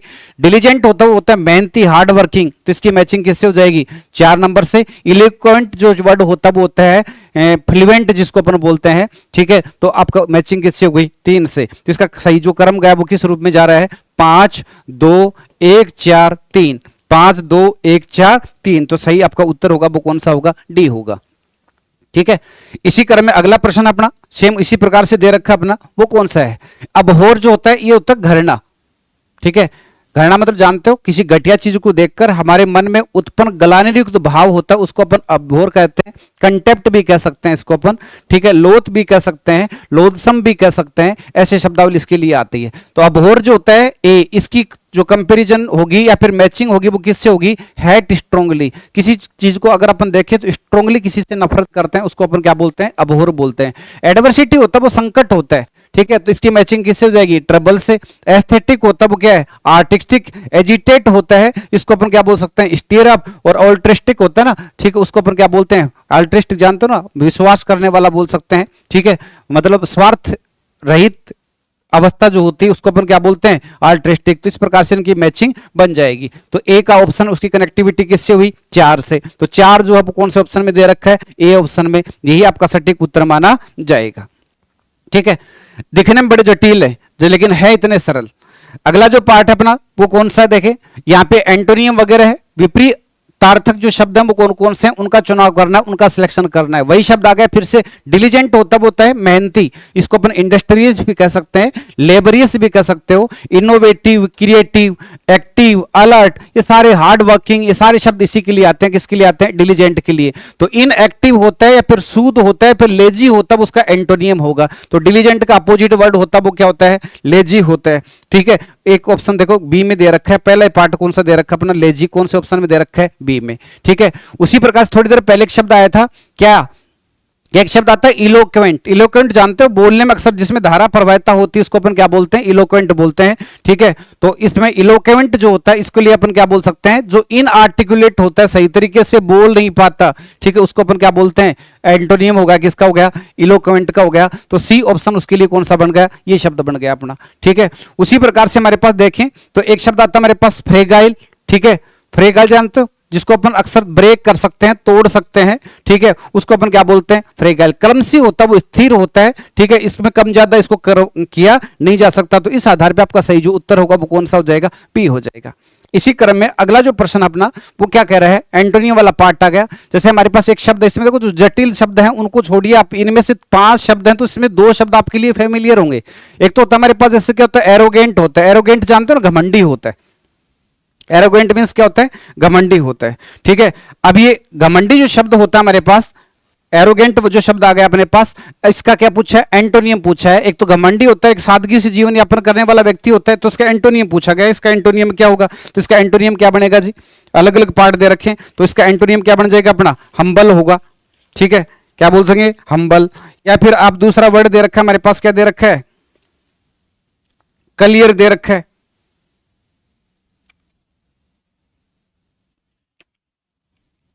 क्या दे रखा है, क्लियर। ठीक है, एक आता है हमारे पास, क्या आता है, एम्बिजियस। ठीक है, एम्बिजियस होता है वो क्या होता है, दवी अर्थी होता है। क्या होगा, दवी अर्थी। ठीक है, तो इस आधार पे अपन देखें एंशिएंट होता है वो प्राचीन होता है, ठीक है, तो एंशिएंट प्राचीन होता है, तो इसमें क्या करना है, अब इसमें देखो एक सावधानी और बरतनी है आपको, लगभग कूट अगर जहां मैचिंग होते हैं तो कई बार क्या होता है कि हर एक कूट मैचिंग होना कंपलसरी नहीं होता, उसके आधार पे अपन देख लेंगे। जैसे डी वाला पार्ट है, डी का उत्तर जो होगा वो कौन सा होगा, कौन सा है, सी वाला जो पार्ट है, सी का उत्तर क्या होगा, 3 नंबर होगा। 3 नंबर कौन से ऑप्शन में दे रखा है, एक तो ए नंबर में दे रखा है और दूसरा कौन सा अपना 5 नंबर दे रखा है। अब इससे एक दो कूट और मैच कर लीजिए अब, ठीक है। आर्टिफिशियल होता है वो क्या होता है, कृत्रिम होता है, तो नेचुरल क्या होता है, नेचुरल जो वो क्या होगा, प्राकृतिक। तो इसका सही जो मैचिंग अपन देखें तो वो कौन से पार्ट से हो जाएगी, इसी पार्ट से हो जाएगी, ठीक है। इसमें थोड़ी बहुत 19-20 मिस्टेक हो भी जाती है तो वो माइनर होती, ठीक है। अब देखिए इसमें एमबी शब्द होता है, यहाँ पे पूछा गया सब प्रीफिक्स वाली बात आ गई कि कुछ एक प्रीफिक्स हैं और जिनका यूज होता है वो किस अर्थ में होता है, उनका अर्थ उनके साथ इसकी पर्टिकुलर मैचिंग करनी है। एमबी का मतलब होता है 2, ठीक है, दोनों जो होता है, जैसे एमबी से एमबीजीएस वर्ड बनता है, एमबी से वर्ड बनता है एमबी डेक्टेरियस, दोनों हाथों से लिखने वाला व्यक्ति होता है उसको अपन क्या बोलते हैं, एमबी डेक्टेरियस बोलते हैं। तो इस प्रकार से शब्द बन गए हमारे पास, ठीक है। तो एमबी का मतलब होता है बोथ, दोनों, ठीक है। इसकी मैचिंग किससे हुई, 2 नंबर से हो गई। एक होता है कॉन्ट्रा, कॉन्ट्रा होता है एक दूसरे की विरोधाभास में होता है, उस अर्थ में, तो इसकी मैचिंग किससे हो जाएगी, अगेंस्ट किससे हो गई, 1 नंबर से हो गई, ठीक है, किससे, 1 नंबर से। हाइपर होता है वो क्या होता है, अधिकता के अर्थ में आता है। हाइपर जो होता है किस सेंस में, एक्सेसिव या फिर अबव, ऊपर होने के अर्थ में, ये पार्ट आ गया। हाइपो होता है अंडर, नीचे होने के अर्थ में, तो 5 नंबर हो गया। और ओमनी का मतलब होता है वो क्या होता है, सर्व होता है, जैसे ओमनी से वर्ड बनता है omnipresent, omniscient, omnipotent, omnivores, सर्वाहारी, सर्वत्र, इस प्रकार से शब्दावली आती है। तो इसका अर्थ आ गया कौन सा आएगा, 4 नंबर। तो 2 1 3 4 2 1 3 5 4 ये आपका सटीक उत्तर बैठेगा। तो 2 1 3 5 4 कौन सा उत्तर होगा आपका, सी होगा, यह है आपका राइट आंसर माना जाएगा, ठीक है जी। उम्मीद करता हूं सभी के पेपर जो है वो बड़े अच्छे जा रहे होंगे और अच्छी तरह से आप बेहतरीन से बेहतरीन तैयारी कर रहे होंगे, ठीक है। और इसी क्रम में अपनी तैयारी को और बेहतरीन करें। जय हिंद, जय भारत, बेस्ट ऑफ लक।